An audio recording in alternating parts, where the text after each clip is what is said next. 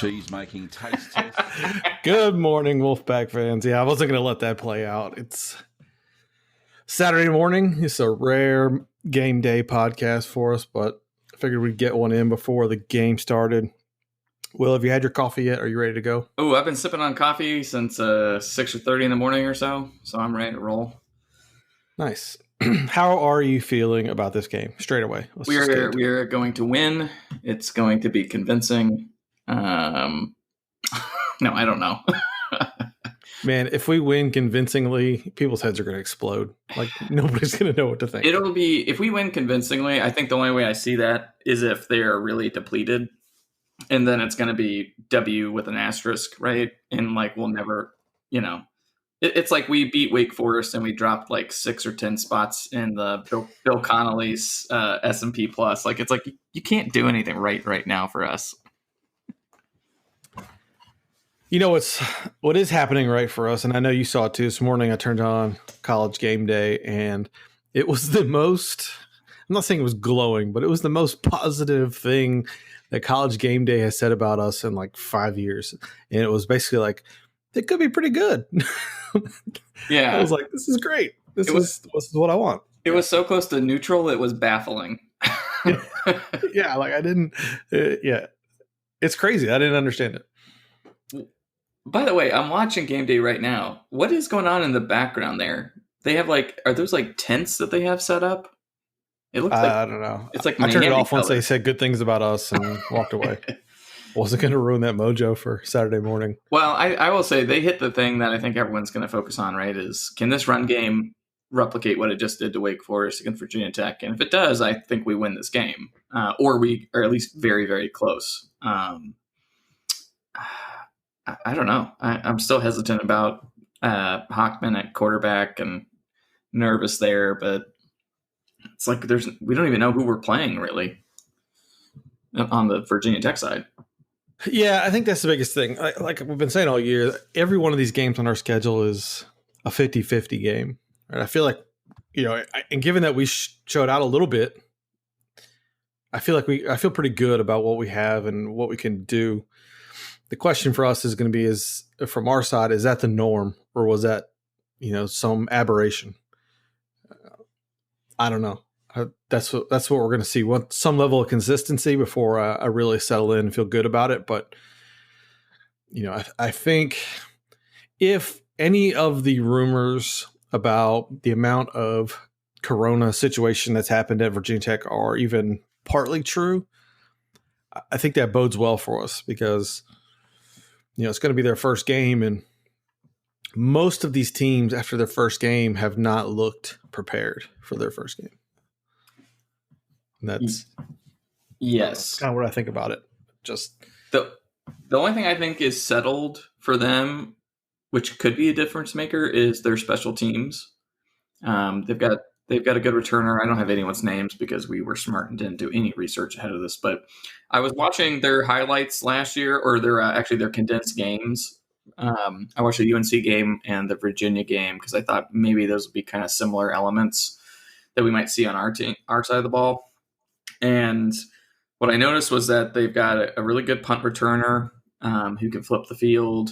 And I was just kind of watching what they do with their offense and how they try to get you to go one direction and then they try to run the QB the other. In this Burmeister guy, at least he looks really good on the combine sheets. Supposedly he's really, really a fast runner, decent thrower, big. He kind of watching what Quincy Patterson did to UNC late in that game made me think, okay, this is probably what we're going to see with this guy. Very run first focus. And the question is does he protect the ball like Hendon Hooker does? That was Hendon Hooker's one positive. Yeah, to set this up, I think everybody's the rumor is that Hooker is out for this game. Nobody's confirmed it, but it's pretty widely speculated that Hooker is not going to be playing. So the kid Burmeister is a transfer from Oregon. Is not much of a thrower, but he's a good runner. I mean, that's what we expect to see. So, yeah, I'm with you. I think if State's got to show better discipline than they did against the Wake Forest mesh. And, because I imagine VT's going to run a lot of zone reads with Burmeister, and he's going to be a candidate to keep it. So, yeah, the thing is I guess that we won't play another offense like that mesh again, that slow mesh. Thankfully. So, like the one advantage is we got a ton of reps because of the tempo, and two, they always say first to second week is the biggest improvement, blah, blah, blah.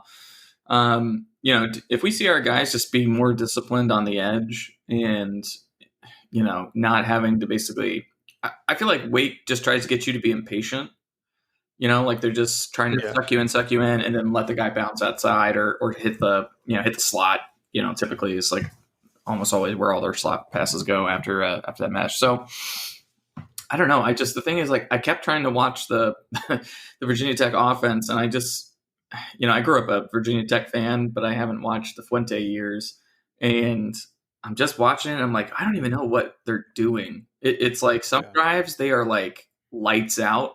They look unstoppable. And then they go like 3 or 4 drives where it's just like, 3 and out in a cloud of dust kind of mentality. I think takeaways are going to be key in this game. If Virginia Tech is at all sloppy and we can hold on to the ball, I think that bodes well for us. But I don't think anybody knows what to expect from this Virginia Tech offense or their defense, given that Bud Foster retired, is now just a consultant for them. They have a new defensive coordinator. They lost their best cornerback, but they've always had decent cornerbacks. And, what is that their undersized defensive line going to do against our offensive line? I think that's, from the defensive side, it's going to be the thing that I'm going to watch. Yeah, Virginia Tech has a lot of transfers this year that are playing, and maybe that can bode well for us, right? Like if they haven't gelled very well, especially with the disruption from COVID. I think Dax Hollyfield, one of their linebackers, was saying that a week or two ago he was the only linebacker practicing. Right. Like, which is probably happened to us too. Like, let's not, I think that's our advantage is maybe we got ours out of the way a little bit sooner than them. If they come out and it's funny because the sentiment going into our game was State's going to be disjointed, out of shape, not ready to go with the tempo, right? And then I'm doing the exact same thing to Virginia Tech. I'm like, well, they're going to be out of shape, disjointed, not going to be able to handle our tempo.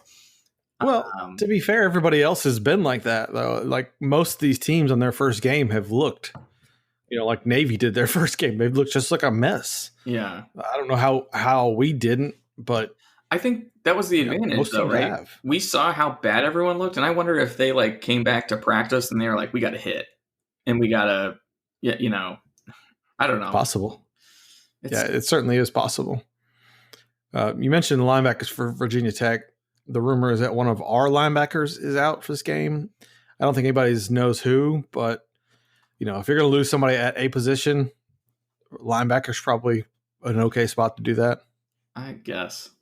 If we had a Seuss, I'd feel different, right? Now, like, I don't like being down 2 linebackers, and it depends on who it is, right? Like, if it's Vi Jones or Peyton Wilson, then you just lost 2 of the most athletic playmakers.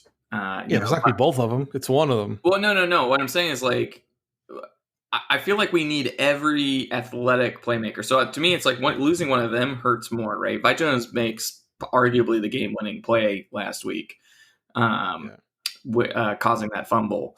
And then, same thing, Peyton Wilson is all over the place, not just on defense, but he's also on special teams. He's chasing guys down constantly. So I really think you want those guys, especially if we're having to chase down some 4'5" laser, 230, 40-pound Superman, that I've never heard of until this week. But, I guess I guess you're right. I mean, it would be worse if it was like Ellie McNeil, I guess. Right. I don't know. I just want us to be like, losing Ingle after like one snap basically last week just has me nervous. I'm like, this is going to start snowballing. He got hurt in that first game, first play, and then played on for like 2 or 3 more plays, and they eventually pulled him out. I wonder what the status of his hamstring is. We haven't really heard. Nobody's really said anything. I imagine he's going to play a little bit if he's okay. Chris Ingram, I don't expect to play. Somebody asked about Chris Ingram. I don't think he's going to play.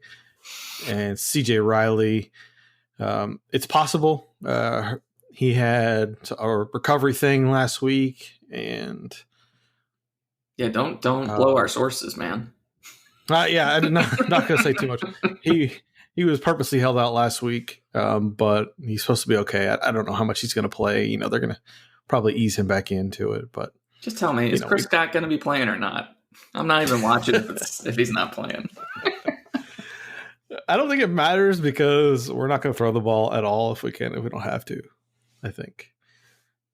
But their secondary is so depleted. Ugh, I mean, it's the same thing. Right? See, that's the thing, right? Yeah, exactly.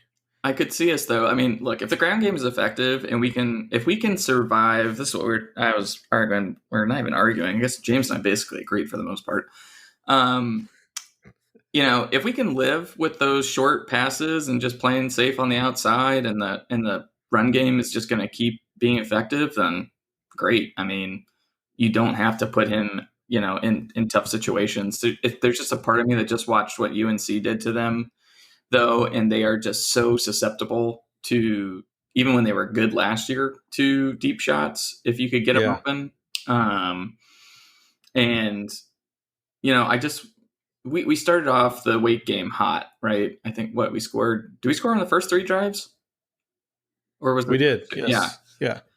And the issue last year was we always were trying to dig our way out of a hole. And while we did have the comeback points at the end of the game last week, we haven't seen ourselves. We haven't come out of a multi-touchdown hole yet. So I could just see us. We're on the road. Things are just a little different.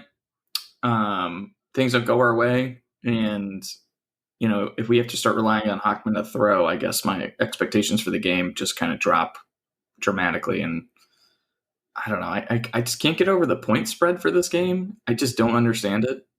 I jumped on that plus 11 as soon as it came out. It just feels like a mistake, and maybe that's my fault because Vegas is rarely wrong, but I think this year might be an exception.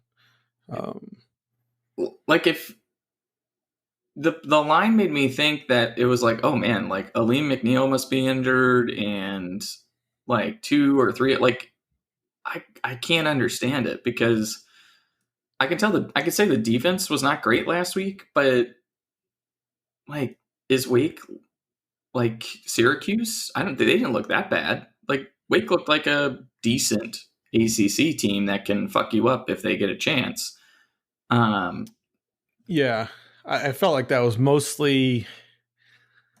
I think that line is mostly about Virginia Tech as opposed to it is us. And people saw how Virginia Tech ended last year, and the hype is real, and those sorts of things. Nobody knows what's happening with Virginia Tech, but I think that line is more poorly last year. That's what's so weird. Didn't they? I thought they won. They lost to UVA, which they hadn't done in God knows how long, and then they lost. Then they got just whipped in the bowl game by I don't know, was it like a backup wide receiver that was playing quarterback for Kentucky? Like, I don't know. Like, there's a part of me that's kind of like, why are, yes, they have a lot of returning starters, but they also like, here, I'll pull up their record from last year. I'm always skeptical of any good Coastal team, I guess, is my first thing. I mean, that's a fair. I mean, we're a Coastal team this year, right? And we look great. That's a fair policy. Yeah. I don't know. Like the Virginia Tech fan, I listened to a few Virginia Tech podcasts for some reason, and they're pretty confident. Like they feel like they have a lot of talent. They have, they're claiming they have good playmakers, and like they feel pretty good about this game, which I think is weird given all the news that was, supposedly coming out of Virginia Tech. Virginia Tech's been really closed lips with the information, but the reports and whatnot of like they've been shut down for a while. They haven't been practicing. They're doing, a bunch of guys out. Like, I don't know. It feels it's a weird one, right? I'm not sure who's paying attention to it, but like the Virginia Tech fans they feel pretty good about their team. And I don't know if that's just general fan excitement. I mean, that's not something we're used to. But yeah, I don't know. I jumped on. I feel like if we show up a little bit like we did last week, then we'll be okay. So Yeah, I mean, they're like talking about this defensive end from Youngstown State that's in his 7th year of eligibility from injuries. Like, yeah, he's going to be a freak off the edge. Now, he crushed at Youngstown State, that's true, but I would question if you were good enough to be like a Florida recruit and you end up at Youngstown State, then I would fully expect you to be pretty good against that competition. But like, they've got so many transfers. That's why I'm just kind of paused. I don't know what to expect. And sometimes, like, when you bring in that many transfers, to me, it's like a highlight of like, okay, like, we're having a trouble developing certain aspects of our program. And now we're pulling in guys from Rutgers and they could be really good. And maybe I'm wrong, but. Well, talking about us, because I really don't care about Virginia Tech that much. Are you at all concerned with how Hockman looked, is somebody's question, after the pick six compared to his play prior? I mean, we just did a whole podcast about it. Yeah, I'm definitely concerned because I just still feel like he's very limited. Now, you can still work with that. And again, my whole thing is if the running game is doing well, it is going to open up shots at some point. And if they want to just sit back and play coverage and let us run on them instead, I'll take it. I think the Hokies are going to have to commit one way or the other. And, I'm pretty sure Wake wanted to stop us running last week. And, Wake looked at least decent starting against Clemson, in my opinion. So I think that does say something about how well we looked. But man, I just see the hallmarks of what limits Hockman currently. And I'm trying to not be a pessimist and just say, that's going to get exposed this game. He's just locking on to receivers again, and I'm just nervous about that. Yeah, I am nervous about it too. I'm not sure what the right word is. Maybe I'm not super confident in him. He looked good when he started out the game and didn't ask too much of him. He looked good. I'm not super confident that if more load gets put on his shoulders, then he's going to pass with flying colors. Right. I don't know how anybody would be confident just because we haven't seen it. So until we see it, I'm still going to be skeptical. And I think that's okay. It doesn't, that's not a shot or anything. It's not a negative take. I don't think. I think it's just being realistic. I want to see it. What can you do for me? If he works through progressions, he looks perfectly serviceable to me. That's my thing. Is just right. That's been the question throughout the years. I think he's more accurate. He throws a more accurate ball than Leary does, at least based on what we saw last year. And if he could be accurate, make the right decision, like, I'd be fine with not having a super vertical threat as long as the run game is good, but it's just like he gets a little flustered. That's when I agree. Yeah, I think that's I just don't know what to expect. I think we're going to try to do the same game plan, which is run the ball and then, leverage tight ends and open spaces. He wasn't asked to really throw any contested balls in that game against Wake. And I think that's what we want to see because, like that pick six, I said to James in the pod earlier this week is that I feel like that Lesane play was very similar. He didn't, and I don't know what the reads are and if he's supposed to check down and whatnot, but he stared down Lesane on that basically the same throw that was earlier in the game. And you could see the defense kind of shifting over. And then when, they did it later on, when he got pick sixed, like it was almost the same exact thing. The defense watched him and just started shading to the right. Now it's fixable, but I still don't know what to expect there. Well, part of me feels like a lot of the pass plays from that game were 3 or 4 vertical routes clearing out the space. So I wonder if the design of the pass game, at least with Hockman, is going to be like, look, if someone happens to free up and get loose, like, take the shot. But otherwise, we're going to throw this. And if you don't have an easy read on the first, go scramble forward. And like we're clearing out a bunch of space for you to go pick up 4 or 5 easy yards. Yeah, Hockman looked really good on his when he decided to pull it down and run. I thought he made good calls there, and he saw the open space and he ran well, and that made me feel a little bit better because he wasn't forcing throws, he wasn't just chucking it out of bounds, he was tucking it and running, and showed that willingness to extend drives, and he did. He got a couple long runs there that helped us keep moving, and I think that's crucial, and that's probably what Tim Beck's really emphasizing. If all the analysis that people have done about Tim Beck's offense is accurate, that's probably something he's going to emphasize. I mean, I feel like we kind of hit on with James. We hit on it before. Beck's done so much with guys that aren't actually great passers. Yeah. And if Hockman is just like a maybe not as athletic Martinez or Taylor Martinez, or I can't remember the second guy that was at Nebraska, but like we could be perfectly fine.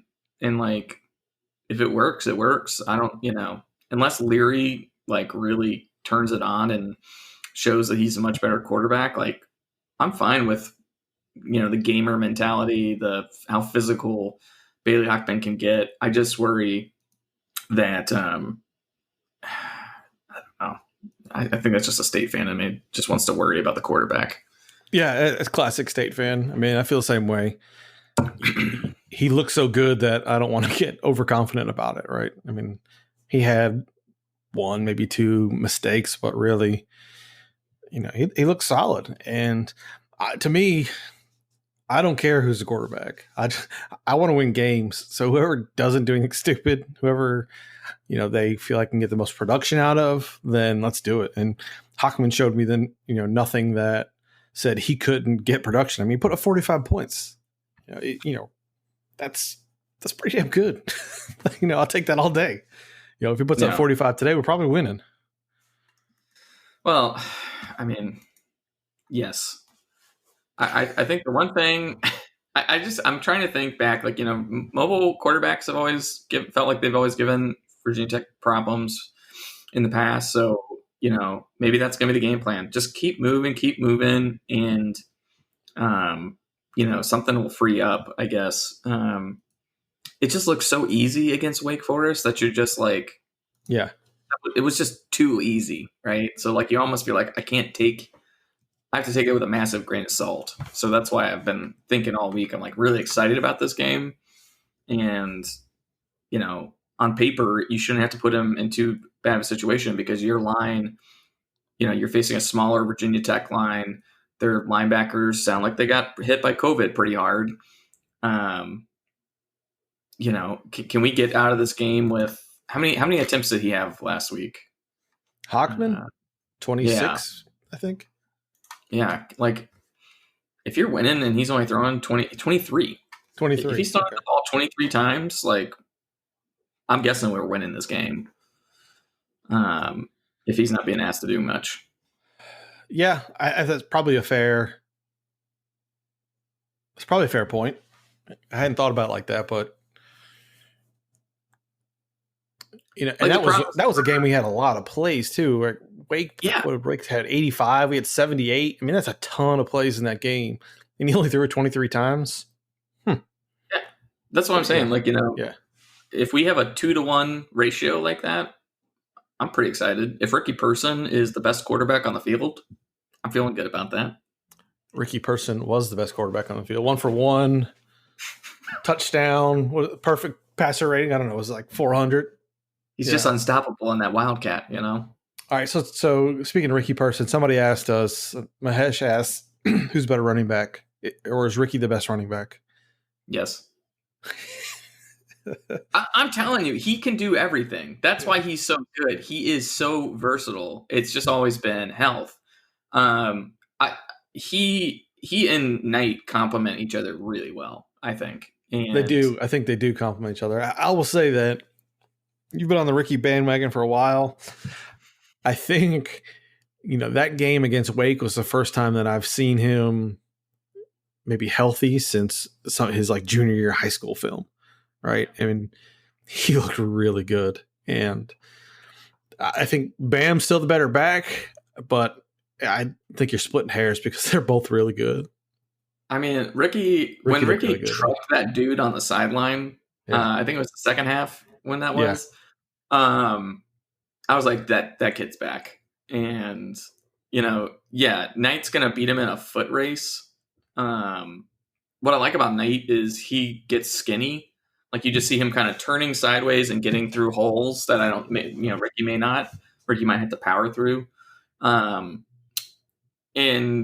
I don't know. I just really like the stable of backs. I mean, Houston coming in at the end of the first half and takes a play that you're like, okay, they're just trying to kill clock. And then he goes and just like pinballs off of 5 guys and is like, arguably drawing a targeting call that got missed. We're really physical. And if the offense just maintains that physicality like all year, there's just a lot of defenses I see on the schedule that are soft, I guess. I don't know. I just, man, the more I think about it, we're going to win by like 2 scores today. We should have won by 2 scores against Wake Forest.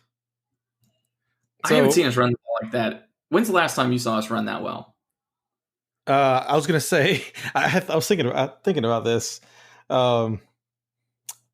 Andre Brown and Tony Baker against like App State, I think that game was, where we ran for 300 yards or 280 yards or something like that, and Brown just trucks a guy on the sidelines, right? I mean, it's been a long time since we ran that.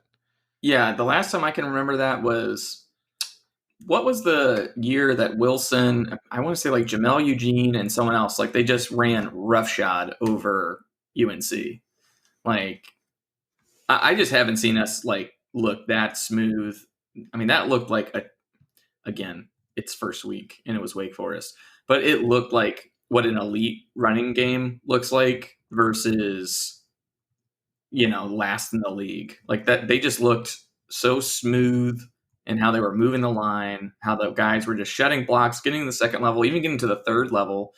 I mean, Grant Gibson, it was a pass play, but Grant Gibson is like, galloping down the sidelines and blocking dudes for Knight. Like, I just don't remember our offensive line like that mobile.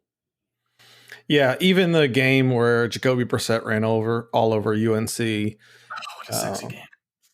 That was, I still don't think they looked as good as they looked against Wake Forest.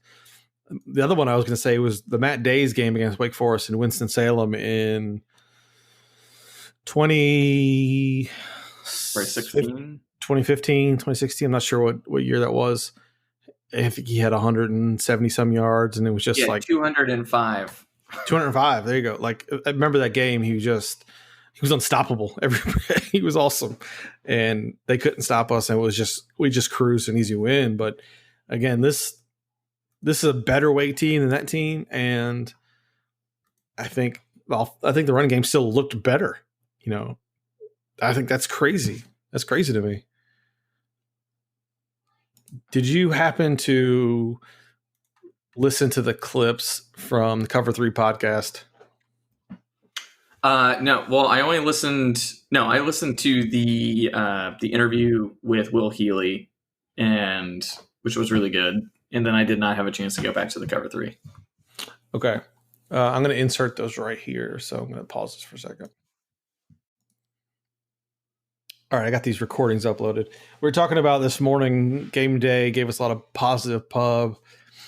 Cover 3 podcast, somebody, one of the listeners turned me on to it. It was a good listen. And they actually, gave State some credit. And it wasn't just kind of a passover like you hear a lot of the national media guys do. Like, oh, yeah, it's, Wake Forest or whatever. They acknowledge that, hey, offensive line look good and the running backs look good and these sorts of things. It's CBS Sports guys, Danny Cannell, Tom Fernelli, etc. I'm going to play some of these clips. These first 2 are from the Reaction podcast, so Sunday, and then the other one later in the week, they talked about some more, so I'm going to play this one. G'day, Curd Nerds. Oops, that's the wrong one. Nice try. Honestly, the story for me was NC State. Like, NC State's offense, Tom couldn't watch most of it because he didn't have the ACC network until the fourth quarter. Chip, did you watch any of it? First and second quarter, and then I had to sort of turn my focus to – I was live blogging Miami-Louisville and had to do some end-of-day wrap-up writing. So third and fourth quarter, I was mostly just on Miami-Louisville. I mean, I don't really know what to make of NC State because they gave up 42 points on defense. 7 of those was a pick six, but offensively, like I wasn't blown away by the Tim Beck hire. I didn't necessarily. Well, I don't think Tim Beck's doing anything fancy, at least from what I saw. I think with Bam Knight and Ricky Person, you've got really, really good running backs. Like, but really good. He called a great game. Yeah, that offense was on point, and offensive line was looking good. They were establishing. He was given easy access throws to a quarterback that's got very mediocre talent. But by the way, which quarterback was that? It was Bailey Hockman. Shout out to Florida State, seeing Bailey Hockman thrive. I mean, there wasn't a single throw the entire game where you didn't think like that's got a shot at getting intercepted, but all, like they were all like the guys were open. Like he was hitting open receivers, and to his credit, like he did a good job other than one throw. And so I was very, very impressed with NC State's offense. Their offensive line looks physical. They got 3 really good backs: Bam Knight, Ricky Person, and then this Jordan Houston kid who's kind of the all-purpose type in the mix. I mean, NC State they can beat some people, and especially if that defense can kind of get a little bit sturdier. But that was a really fun game to watch 4 quarters of. That was one of the most glowing things anybody has said about us in a long time.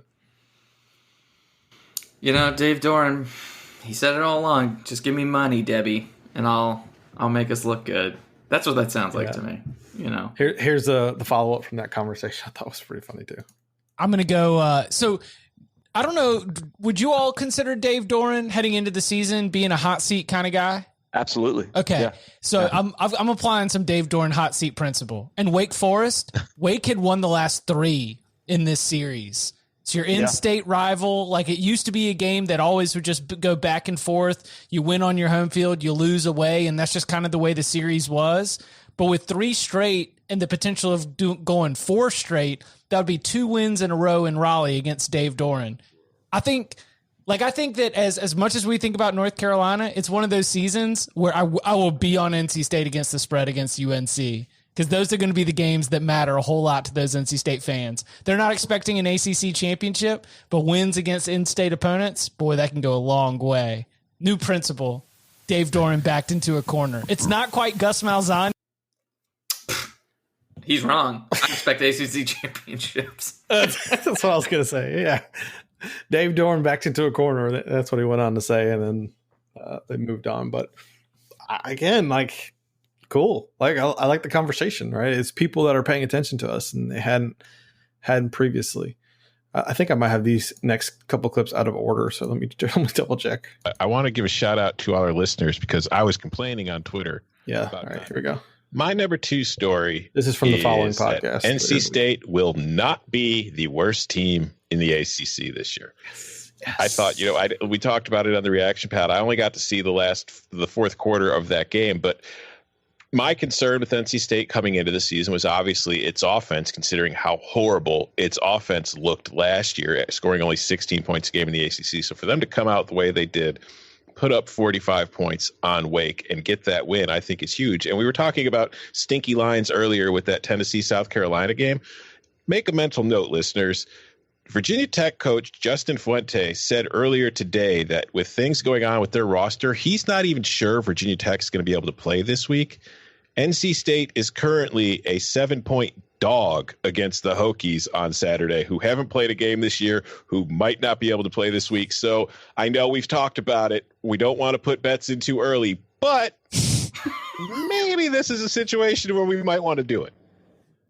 That was my number 2 as well. I said NC State can hang with anyone on its schedule. Anyone. Because I look at it, Virginia Tech, as you mentioned, you're going up to Blacksburg. Virginia Tech has a bunch of starters back. They sort of caught their rhythm at the end of last year. I understand why Virginia Tech is ranked, but I am also not a believer. And so NC State, they absolutely can hang there. NC State can hang with Pitt, which against Syracuse proved they're still going to be pitting it up out there. Pitt's just going to be pitty sometimes. UVA, Duke. I mean, even like, so UNC and Miami are the two toughest foes that are on that schedule. And I think that with both those teams, you're dealing with high-powered offenses, but I still think that the way that NC State was running the ball with Bam Knight and Ricky Person, they could still keep up. They still could hang in a shootout. So I am not projecting NC State to go 8-2. I'm definitely not saying 10-0, but I do think that there's not going to be a single game on this schedule where NC State is not going to have a chance because of how that offensive line is blocking, how those running backs are running, and how that offense looked with Bailey Hockman running the show. So my number 2 was that NC State can hang with anyone on its schedule. So as someone that was trying to jump. Yeah. I want to give a shout out to all our listeners because I was complaining on Twitter about not. So as someone that was trying to jump on the NC State bandwagon as early as possible once that game started rolling along, I would like to make one prediction. I think I agree with you guys that NC State is legitimately good. Yeah, I'm not going to finish that one because I'm going to save it for later because it kind of tails off. But like listening to that podcast, driving on the road, and I'm like, I'm fired up, man. I'm ready to go. This is what I want to hear about us, right? This is the first time we've heard these things in a long time, man. Even when, Dave Doeren had those 9-win seasons, people were just, it's look what they played and whatever. Like, that's very complimentary of the Pack, and that got me excited to hear, man. I think it validates kind of what we had been saying all along. Get a good offensive coordinator, establish the run, and looking at this schedule, that we got the updated one. Yeah, there really isn't a team that should scare us. And, I think a lot of people are getting to ride on their what do I want to say? Laurels from last year, right? That North Carolina team we watched in the first week looked like a train wreck to me. It did not look like a good team. Any competence, if they had played UCF or Auburn to start the season, they would be 0-2 at this point. Pitt is up and down. Why should we be afraid? If we're going to run like that? And I think that's what his point was, right? Is if you're clipping in 200 yards on the ground, it is going to make you competitive against coastal teams. Yeah, I think that's probably a good place to leave it. I could probably talk until kickoff 9 hours from now, but I got chores to do, man.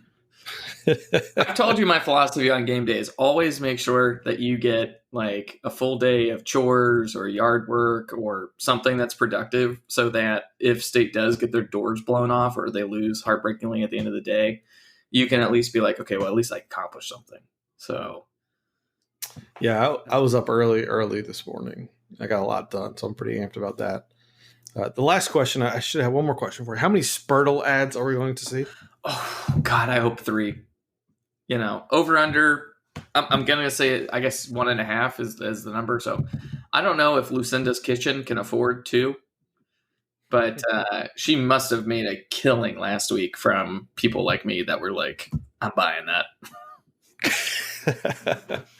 Well, we're going to probably do the chat again tonight. If you want in, let me know. We'll send out invites later on. If you were in last week, it will be the same setup. So just pop back in. And I'll be in there a little before game starts. As always, thanks for listening. Go Pack. Go Pack.